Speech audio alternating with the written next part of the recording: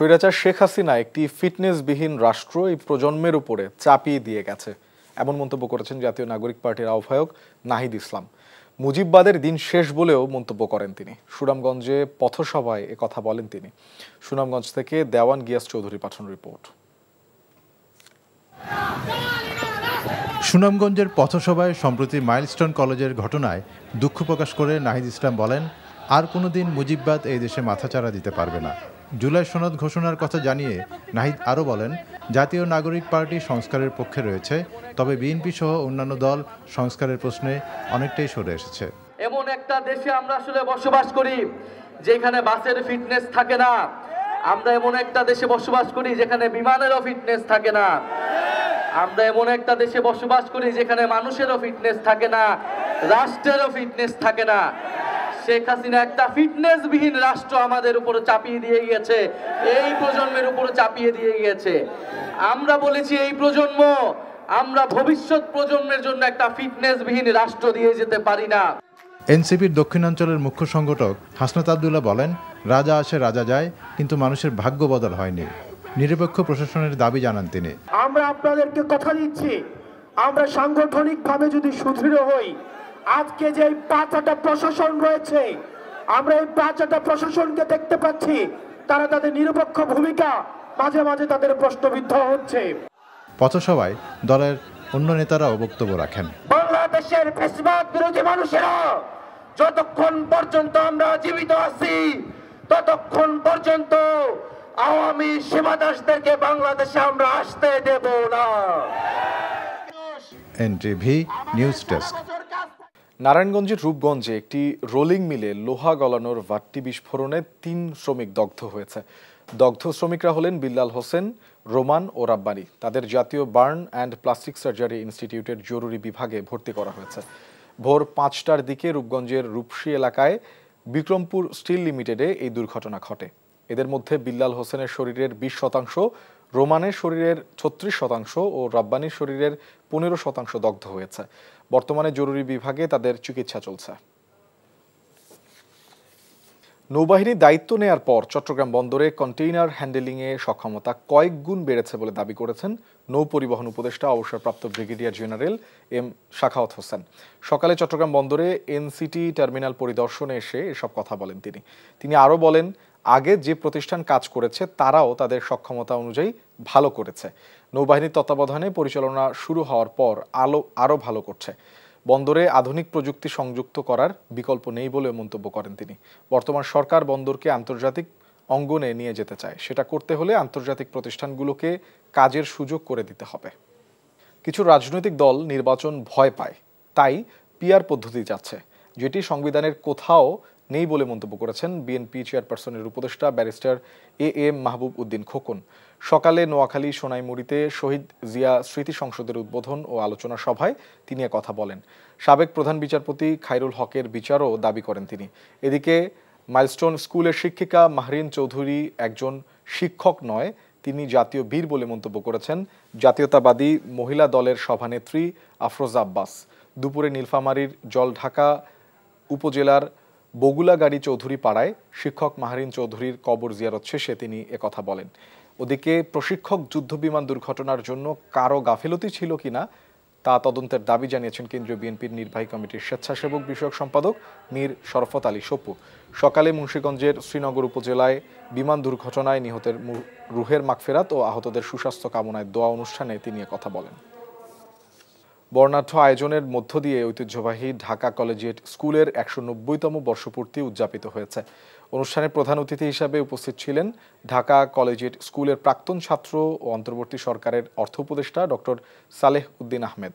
সভাপতিত্ব করেন এমেরিটাস অধ্যাপক ডক্টর আইনুন নিশাত। বর্ষপূর্তি অনুষ্ঠানের শুরুতে মাইলস্টোন স্কুলে বিমান দুর্ঘটনায় নিহত ও আহতদের স্মরণে দাঁড়িয়ে ১ মিনিট নীরবতা পালন করা হয়।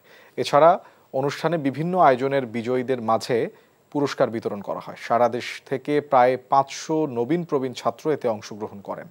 মাইলস্টোন স্কুল অ্যান্ড কলেজে যুদ্ধবিমান বিধ্বস্তে নিহতদের স্মরণে রাজশাহীতে শোক র্যালি করেছে শহীদ জিয়াউর রহমান শারীরিক শিক্ষা কলেজের শিক্ষক ও শিক্ষার্থীরা। সকালে কলেজ ক্যাম্পাস থেকে অধ্যক্ষ আবদুল্লাহ আল মাহমুদ সালাম বিপ্লবের নেতৃত্বে বের হওয়া শোক র্যালিটি আশেপাশে সড়ক প্রদক্ষিণ করে কলেজ ক্যাম্পাসে গিয়ে শেষ হয়। এ সময় অধ্যক্ষ চলতি বছর থেকে কলেজের একটি মহিলা হোস্টেলকে মাইলস্টোনের শিক্ষিকা মাহরিন চৌধুরীর নামে ঘোষণা দেন। স্বৈরাচার শেখ হাসিনা সরকারের ছত্রছায়ার লুটপাটে প্রায় ধসের মুখে পড়া 5 ইসলামী ব্যাংক এবার একীভূত করার উদ্যোগ নিচ্ছে কেন্দ্রীয় ব্যাংক। আর এমন খবরে কর্মী ছাঁটাই আতঙ্ক বিরাজ করছে এসব ব্যাংকে।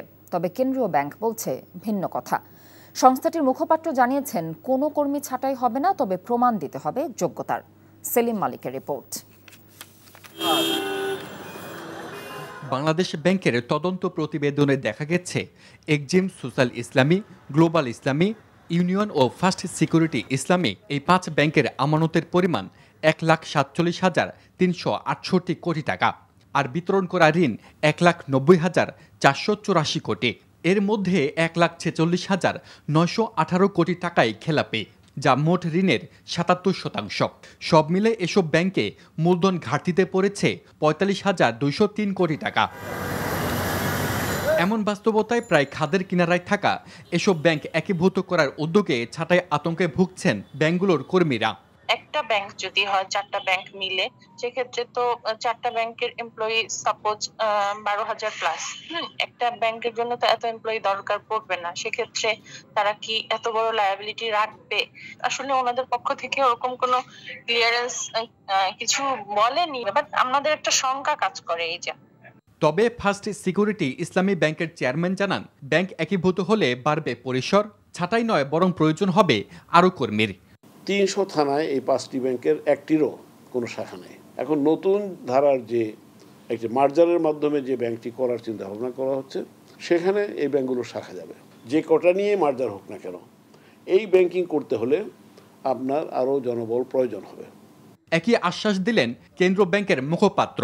তবে চাকরি টিকিয়ে রাখতে যোগ্যতার প্রমাণ দিতে হবে বলেও জানান তিনি। কর্মপরিধি আরও ব্যাপ্তি ঘটাবে। অতএব স্বাভাবিকভাবে প্রথম ধাপে বলতে পারি যে লোকবল ছাঁটাই হওয়ার সম্ভাবনা নাই। তবে প্রতিটা ব্যক্তির চাকরি তার নিজেকে নিশ্চিত করতে হবে তার পারফরমেন্সের মাধ্যমে। যে ব্যাংকগুলো ভালো অবস্থায় আছে আমাদের দৃষ্টিতে, সেখানেও প্রতিটা কর্মীকে কিন্তু তাদের চাকরির নিশ্চয়তা তাদের নিজেকেই দিতে হয়। এই 5 ব্যাংকে গ্রাহকের সংখ্যা প্রায় 92 লাখ এবং কর্মকর্তা কর্মচারী কাজ করেন প্রায় 16,000। Selim Malik, NTV news, Dhaka. রাজধানীর মিটফোর্ড হাসপাতালের সামনে ভাঙাড়ি ব্যবসায়ী লালচান সোহাগকে পিটিয়ে ও পাথর দিয়ে আঘাত করে হত্যা মামলার আসামি সারওয়ার হোসেন টিটু সহ অন্যদের গ্রেফতারের দাবিতে মানববন্ধন করেছে তার পরিবারের সদস্যরা।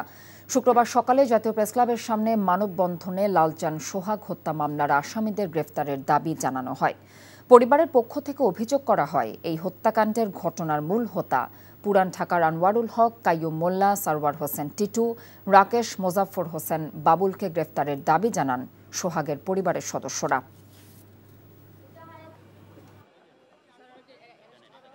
একটা দৃষ্টান্ত শাস্তির দরকার।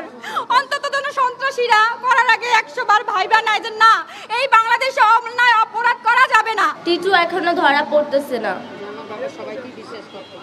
আমার বাবা সবাইকেই বিশ্বাস করছে, আর আমার বাবা যাদের বিশ্বাস করছে তারাই আমার বাবাকে মারছে। আমার হাজবেন্ডের সঠিক বিচারটা জানি, দ্রুত তাদেরকে শাস্তি দেওয়া হোক। এরকম কঠিন শাস্তি দিচ্ছেন, পরবর্তীতে কেউ এরকম কাজ না করতে পারে। স্পোর্টিং উইকেট থাকলেও পাকিস্তানের বিপক্ষে তৃতীয় শেষ টি-20তে ভালো ব্যাট করতে না পারায় ম্যাচে হারতে হয়েছে বলে জানিয়েছেন বাংলাদেশ দলের অধিনায়ক লিটন দাস। অন্যদিকে আসন্ন টি-20 এশিয়া কাপ ও বিশ্বকাপের জন্য ব্যাটিং বান্ধব উইকেটে লিটনদের অনুশীলন করা উচিত বলে মনে করেন সমর্থকদের অনেকেই। রিপোর্ট কুশলী আসেডের। দরজায় কড়া নাড়ছে এশিয়া কাপ। এবারের আসর টি-20 সংস্করণে হবে। মিরপুরের মন্থর উইকেটে পাকিস্তানের বিপক্ষে সিরিজ জয় পেলেও সমর্থকরা বলছেন বৈশ্বিক মঞ্চে ফল পেতে হলে অবশ্যই স্পোর্টিং উইকেটে বেশি বেশি খেলতে হবে।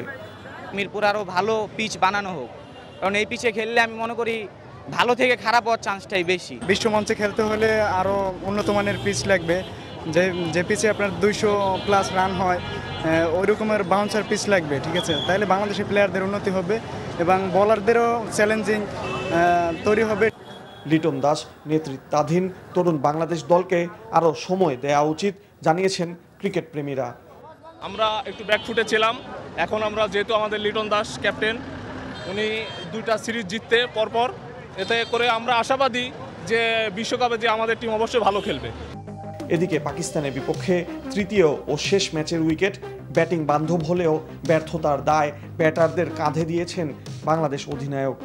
এটা খুবই ভালো উইকেট ছিল। আমার কাছে মনে হয় যে দুটো গেম আমরা খেলেছি তার থেকে মাচ বেটার উইকেট ছিল এটা। টোটালি আমি বলবো ব্যাটিং ফ্রেন্ডলি উইকেট ছিল।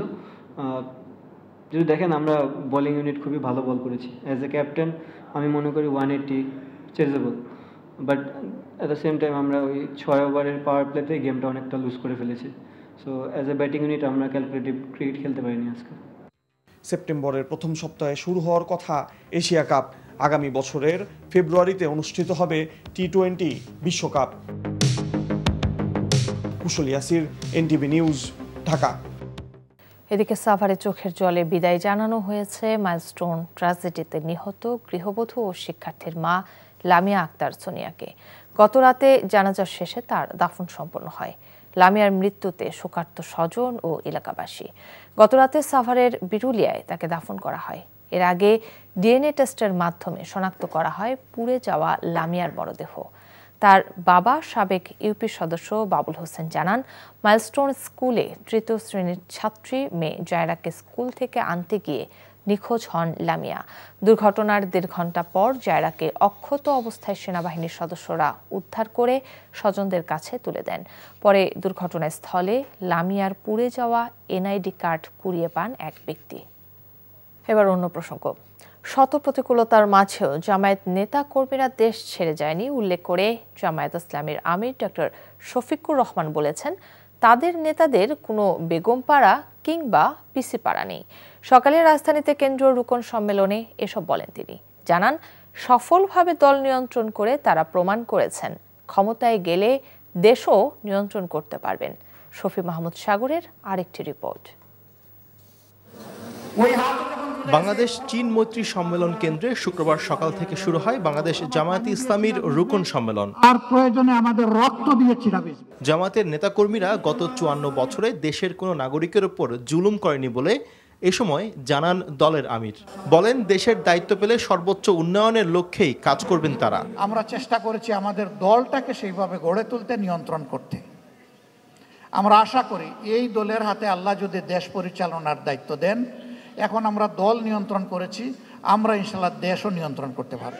সুশৃঙ্খলভাবে দল পরিচালনায় জামায়াত ইসলামী সফল দাবি করে ডক্টর শফিকুর রহমান বলেন, ক্ষমতায় গেলে ইনসাফের ভিত্তিতে দেশ পরিচালনা করবে জামায়াত। কেউ আমাদের চলার গতি থামাতে পারবে না।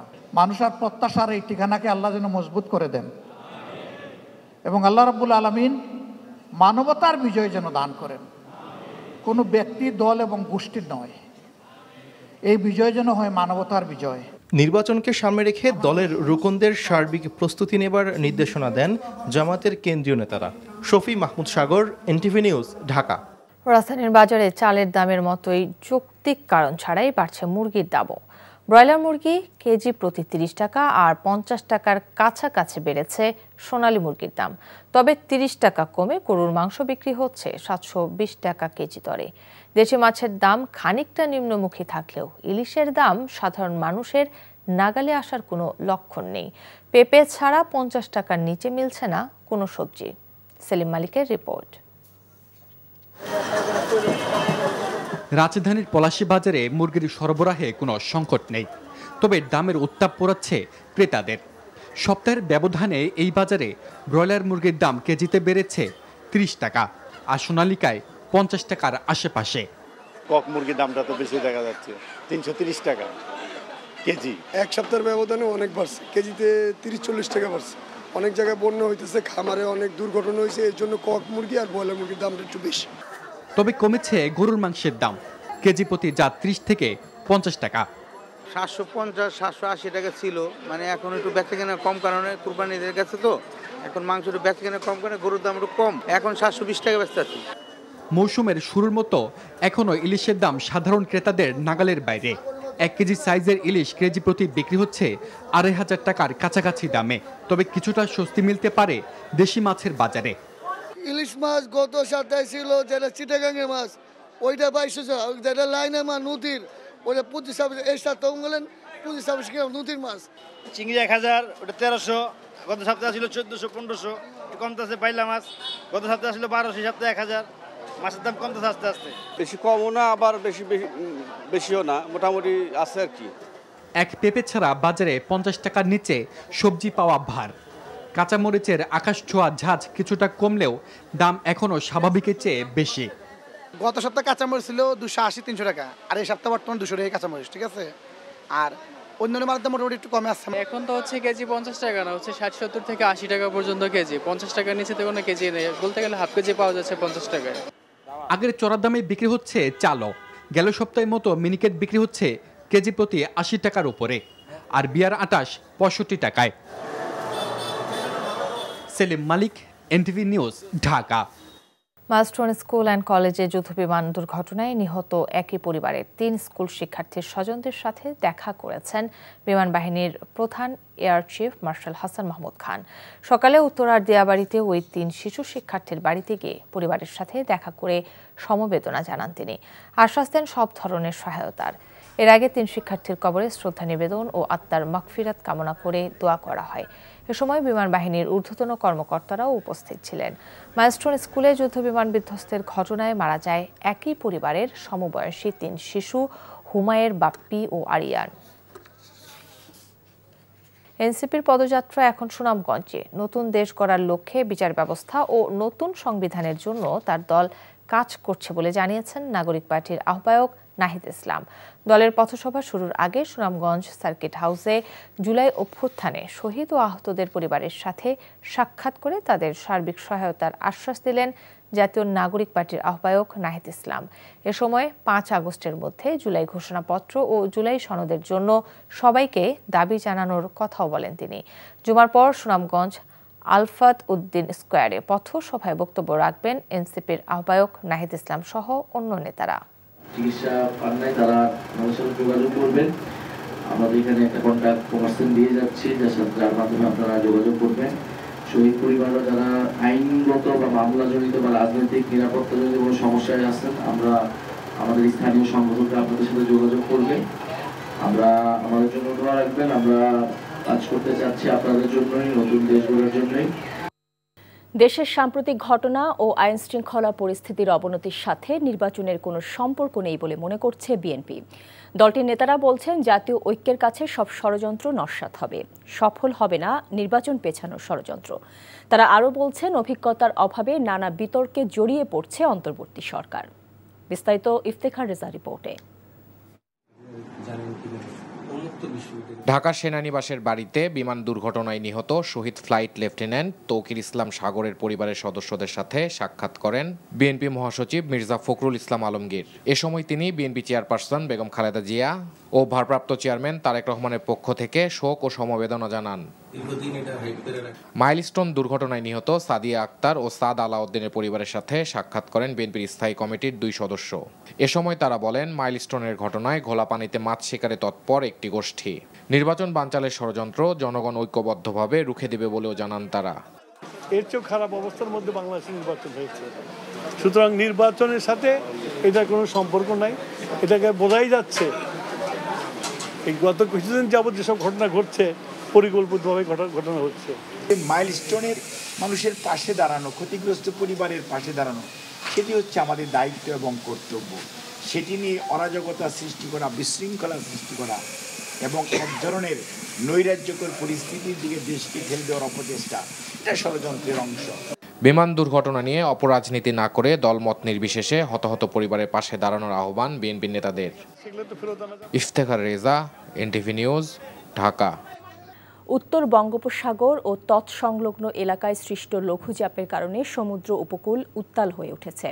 কক্সবাজার সমুদ্র বন্দরকে 3 নম্বর স্থানীয় সতর্কতা সংকেত দেখিয়ে যেতে বলেছে আবহাওয়া অফিস। আবহাওয়া অফিস জানিয়েছে, সাগরে সৃষ্ট লঘুচাপটি গভীর নিম্নচাপে পরিণত হয়েছে। এর প্রভাবে সাগর উত্তাল হয়ে উঠেছে। এর ফলে কক্সবাজার সমুদ্র উপকূল ও এর আশেপাশের এলাকায় দমকা বা ঝোড়ো হাওয়া বয়ে যাচ্ছে। লঘুচাপের প্রভাবে সাগরের জোয়ারের পানি স্বাভাবিকের চেয়ে 2 থেকে 3 ফুট বৃদ্ধি পেয়েছে।